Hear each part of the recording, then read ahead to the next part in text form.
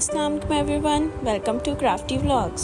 Subscribe now and hit the notification bell to stay updated on all my latest videos. अस्सलाम वालेकुम। आज हम सीखेंगे हाफ डबल क्रोशे। ठीक है, तो वो स्टार्टिंग मैंने सोचा कि क्यों ना मैं बिल्कुल स्टार्ट से आपको एक दफ़ा दोबारा से रिपीट करवा देती हूँ। सबसे पहले तो हम मैजिक नॉट लगाएंगे, गिरा लगाएंगे, जैसे कि मैंने आपको पिछली क्लासेस में भी बताया है। इस तरह से क्रॉस बना के क्रोशे को निकालना है और उसके बाद आपने धागा खींच लेना है।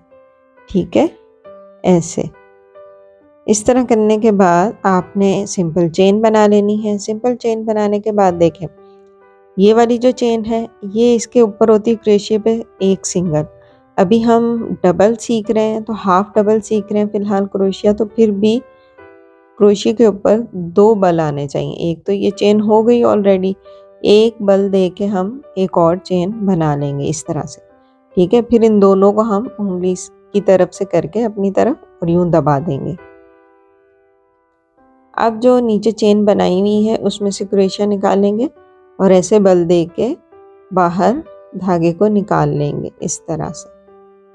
ठीक है, ये देखें यूँ मैंने बल दे के निकाल लिया। अब इसको थोड़ा सा खींच के ऊपर की तरफ करूँगी और इन तीनों में से हम क्रोशिया गुजार देंगे। आपने यहाँ से चुटकी से पकड़ के रखना है और फिर क्रोशिया का ये जो धागा है इसको बल दे के पूरे धागे में से पूरे जो 3 बल हैं इसमें से निकाल लेना है। दोबारा रिपीट करके मैं आपको दिखा रही हूँ और अब मैं थोड़ा जूम करके करीब करके आपको दिखा रही हूँ स्लो मो में। वीडियो को बिल्कुल हल्के करके दिखा रही हूँ ताकि आप सही से समझ सकें।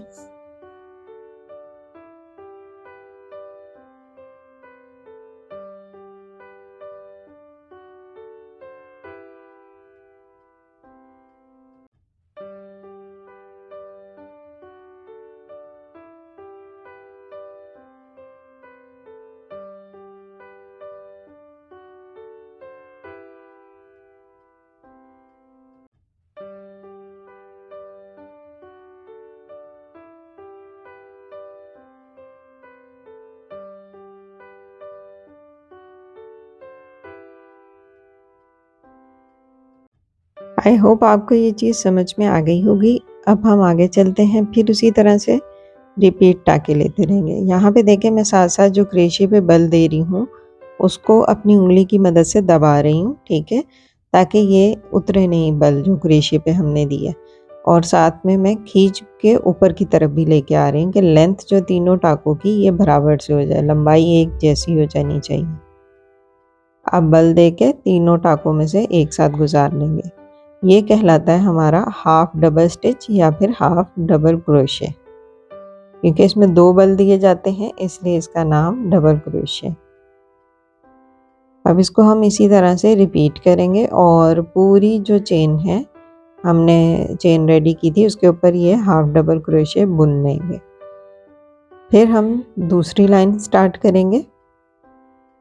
यहाँ पे मैं पूरी लाइन आपको बुन के दिखा रही हूँ और दूसरी लाइन भी मैं आपको बना के दिखाऊंगी ताकि आप इस चीज़ में भी सीख जाएं कि किस तरह से दूसरी लाइन स्टार्ट करनी है। और क्योंकि बाज़ लोगों का ये मसला बहुत आता है कि इसमें जो पैटर्न हम बना रहे होते हैं वो आगे पीछे हो रहा होता है, छोटा बड़ा हो जाता है, कभी फैल जाता है। तो उसकी क्या वजह है कि वो पैटर्न आपका एक सा ऊपर की तरफ क्यों नहीं बनता।